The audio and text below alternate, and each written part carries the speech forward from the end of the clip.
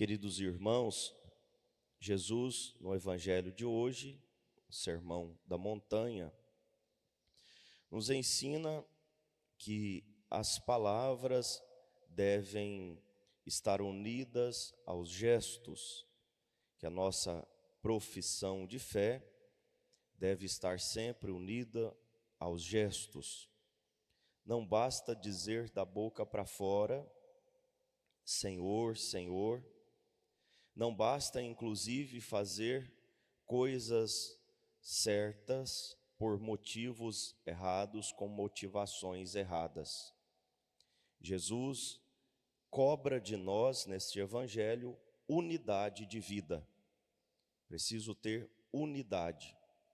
Aquilo que nós professamos precisa estar unido àquilo que nós fazemos. Aquilo que nós fazemos precisa estar unido àquilo que nós professamos. O cristão precisa buscar na oração, mas também no esforço, na ascese, na virtude, unidade de vida. E não precisamos assim refletir muito para que vocês entendam, para que nós entendamos o que Jesus está querendo dizer. Basta a gente olhar para o nosso lado e ver o que os cristãos fazem, o que os cristãos têm feito, que ilustra muito bem aquilo que não devemos ser, aquilo que Jesus corrige com essa palavra.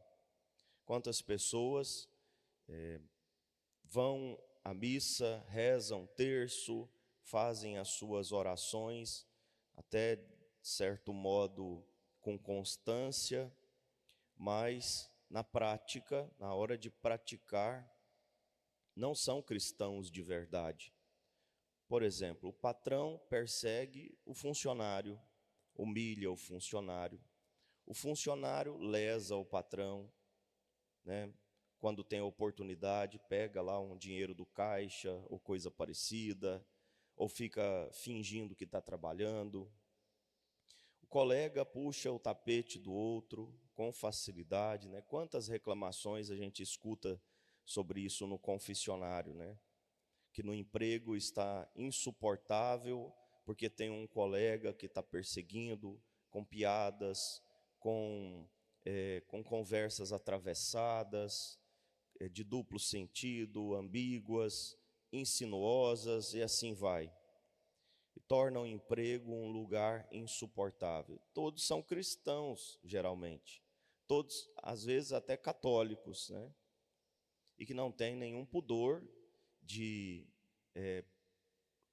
às vezes, inventar calúnias, inventar conversas sobre o colega, só porque implicou com ele ou porque quer o posto dele no trabalho.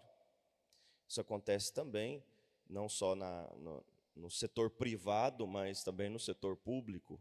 Quantas coisas estranhas acontecem no setor público, Escolas, na prefeitura, não na nossa, nas nossas escolas, na nossa prefeitura, isso não acontece, mas por aí, em outras cidades.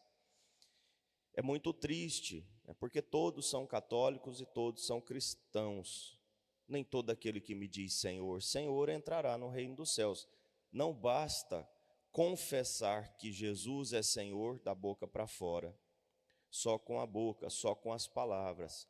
É preciso confessar que Jesus é Senhor com a vida, tendo uma vida coerente, tratando bem as pessoas, perdoando, ajudando, querendo o bem um do outro, dando a vez para o outro quando for possível, quando for necessário.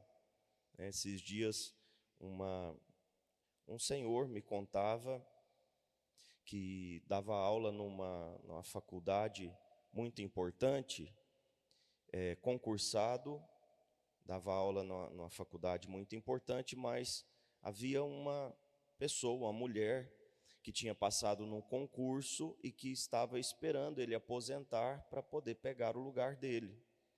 Uma mulher de origem simples, humilde, mas que com muito estudo havia passado no concurso, e ele então antecipou a sua aposentadoria, porque ele poderia ficar mais tempo, mas ele pediu a aposentadoria para que ela não perdesse a vaga, já que se ele não fizesse isso, iria expirar o tempo dela assumir a vaga. Então ele fez isso, quer dizer, salvou a vida da mulher, trouxe dignidade para ela e para toda a família, porque era um emprego muito bom, um posto muito bom na faculdade. E é isso que os cristãos devem fazer, né? Ele não foi ambicioso, ele já tinha o que ele precisava, né? Ele já tinha o salário que precisava, mas ele pensou no outro. Quantas coisas nós poderíamos resolver, quantos problemas nós poderíamos sanar se nós pensássemos no outro. Isso é fazer a vontade do Pai que está no céu, praticar as obras que Deus manda a gente praticar, obedecer a Deus, né? Obedecer de fato, fazer o que Ele manda.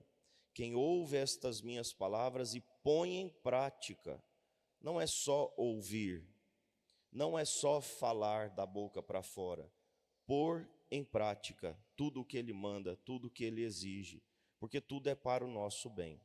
Então vamos pedir a Jesus nesse dia que nos conceda unidade de vida, que tudo aquilo que a gente faz, professa, busca, reza, tenha coerência entre si, que exista coerência entre tudo aquilo que a gente faz, busca, professa, tudo aquilo que Deus manda a gente fazer. E se nós formos assim, coerentes, nós receberemos muitas graças e muitas bênçãos para continuarmos sendo coerentes, para continuarmos nesse caminho, porque é claro, é um desafio, né? É um sim constante, é um ato de fé constante, mas Deus dá a graça. Vamos pedir isso a Ele. Louvado seja o nosso Senhor Jesus Cristo. Para sempre seja louvado.